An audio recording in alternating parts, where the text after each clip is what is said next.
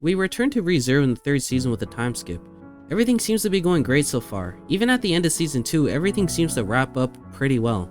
In fact, I don't see how anything can go wrong. And after the song, we'll have a nice chat. I don't know about you, Subaru, but I feel like you should grab some snacks for us to enjoy while we're doing that, don't you?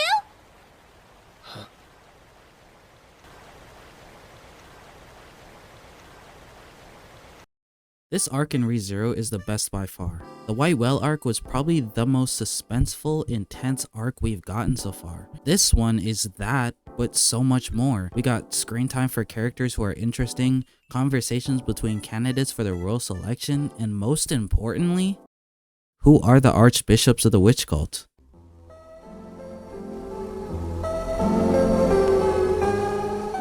You see, the one thing we know about the archbishops is they're fucking crazy. And all we know so far is that they are taking over Water 7, I mean Lagunica.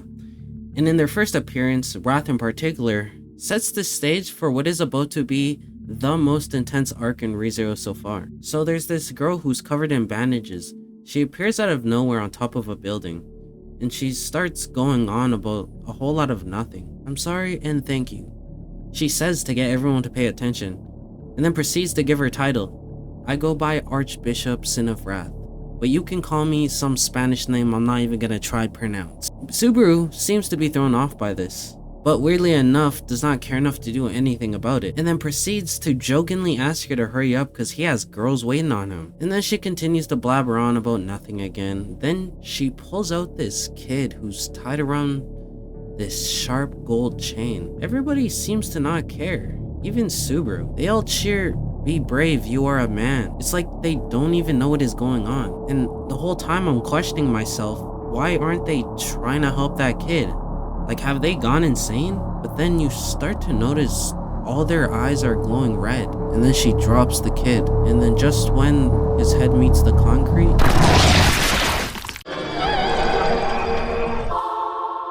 in my opinion, we're only halfway through the arc, and, you know, they're taking a long-ass break because, you know, the animators want to see their family. Oh my god, bro, of course. Like, why do they have to see their family? No, I'm joking. This is probably my favorite arc so far. Like, it's intensive.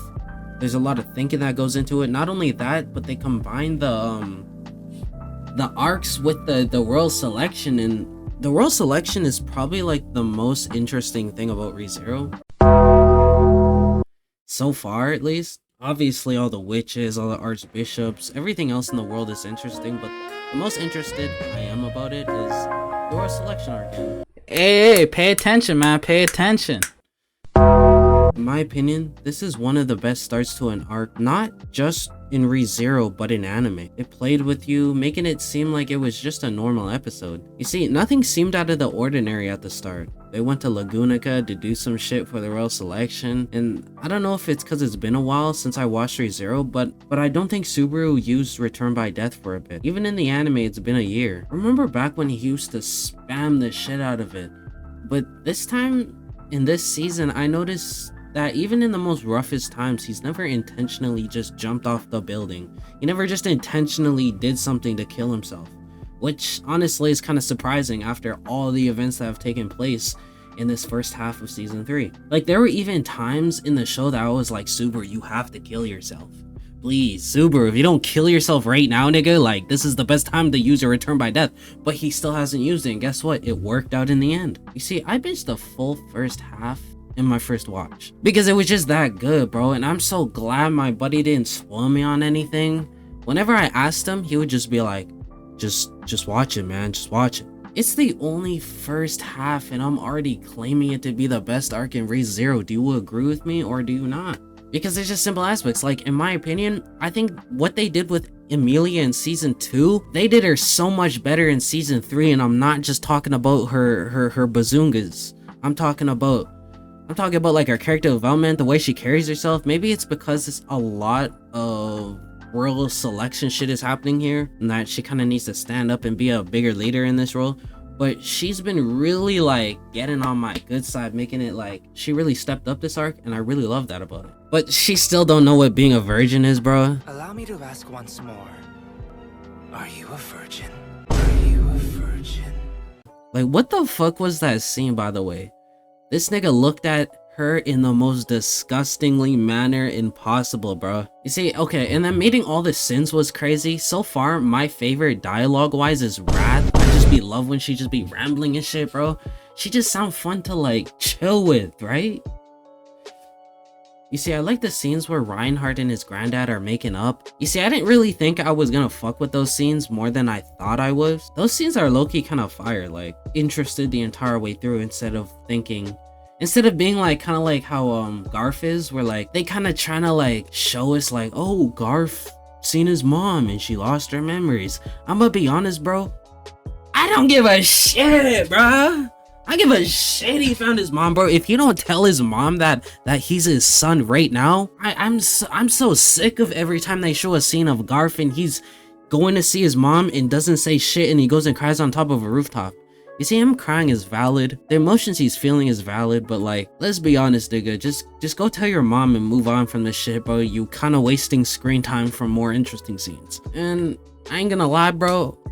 My favorite candidate so far is Priscilla, bro. I know that's a crazy thing to say, but Priscilla, like, I don't know if it's like first I'm saying I like Wrath, and now I'm saying I like Priscilla. Like, maybe I just got like a type of women that I like, but like, yo, Priscilla.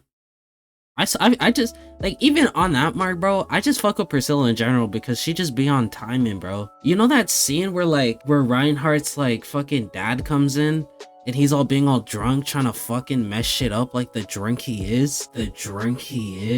And Priscilla goes, shut the fuck up, nigga. And he's like, oh, chill, Priscilla. And Priscilla goes like,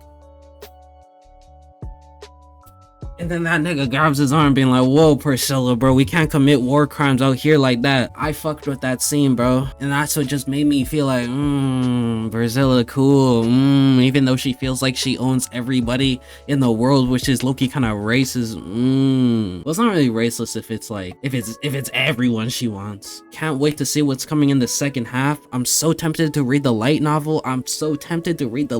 But I will hold off until they decide to go on another like 3-4 year hiatus for some reason, which I hope they do not do. Let me know what your favorite arc is. Like and subscribe if you enjoyed the video. Please the girls we get seen. Good day or night.